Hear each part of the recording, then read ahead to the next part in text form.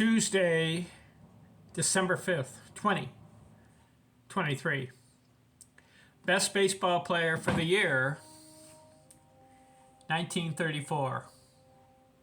Lou Gehrig breaks through. Started his career. Interesting. I've got his stat line here.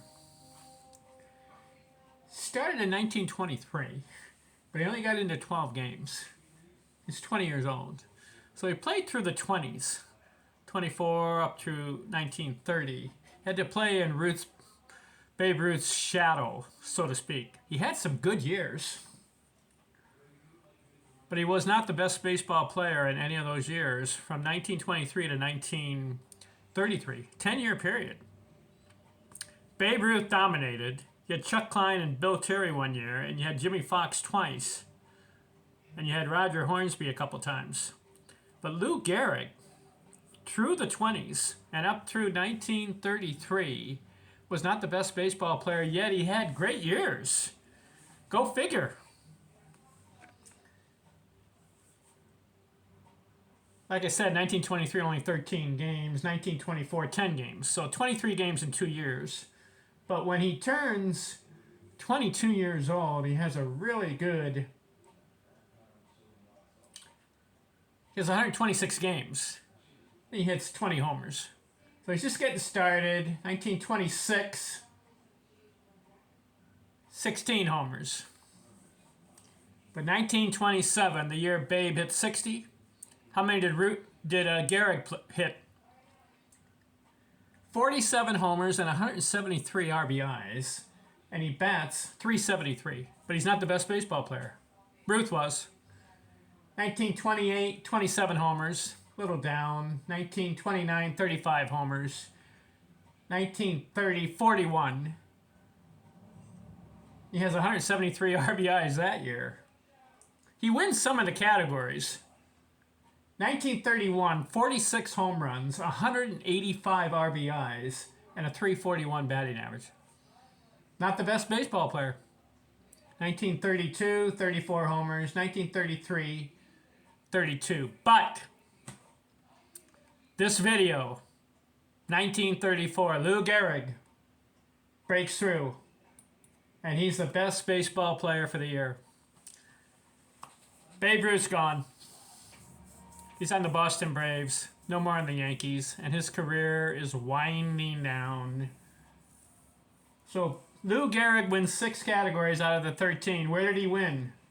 Batting average, .363. Home runs, 49.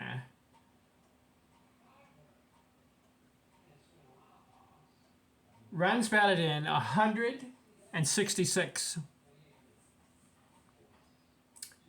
Slugging, .706.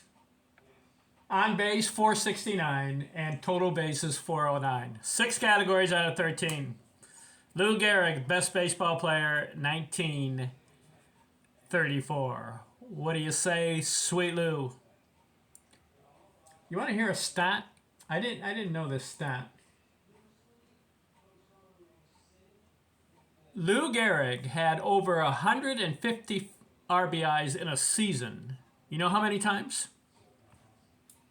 1, 2, 3, 4, 5, 6, 7 times 150 RBIs and more in a season. 7 times. A record. And he had 147 in one of the other years. Close to 150. And he had 140 another year. He could have had 9 times 150 RBIs. You know his career batting average? 341. No, 340. Career batting average. For a power hitter. 493 homers. 1,995 RBIs. 5 RBIs shy of 2,000. And what happens in his final year? He tries to play 1939, but only plays 8 games. If he had played half the season, he would have surpassed 2,000 RBIs, and he would have surpassed 500 homers. Ended up with 2,700 hits. I don't think he would have gotten to 3,000 hits. But did you know that at age 36, he had to quit? Lou Gehrig's disease, multiple sclerosis or whatever you call it, the weakening of his bones in his body. It's breaking down. He died about 2 years later, I believe 1941. Lou Gehrig, what a player. He had 8,000 at-bats and had a 340 lifetime batting average. 2,164 games. If he plays 2,500 games, his stats would have been about over 3,000 hits, over 500 homers, maybe 600 homers, 2,000 RBIs, and a 340 lifetime batting average. Hall of Fame. One of the most proficient baseball players in baseball history. In fact, when I do a ranking system, I look at all the numbers and do the what ifs, if they played certain amount of games, certain amount of bats. I have Lou Gehrig ranked 2 all time. Number 1, Babe Ruth. 2, Lou Gehrig. 3, Ty Cobb. According to all the numbers ranked. That's how good Lou Gehrig is. What a player. And he wins 1934. Way to go, Lou. First time, first win. Babe Ruth has 10 wins of winning the best baseball player in a certain year. 10 years. Lou Gehrig is second with 6. How many will Lou get? Jimmy Fox has 2. Hornsby has 2.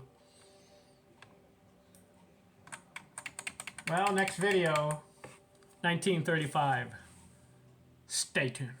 I'm out.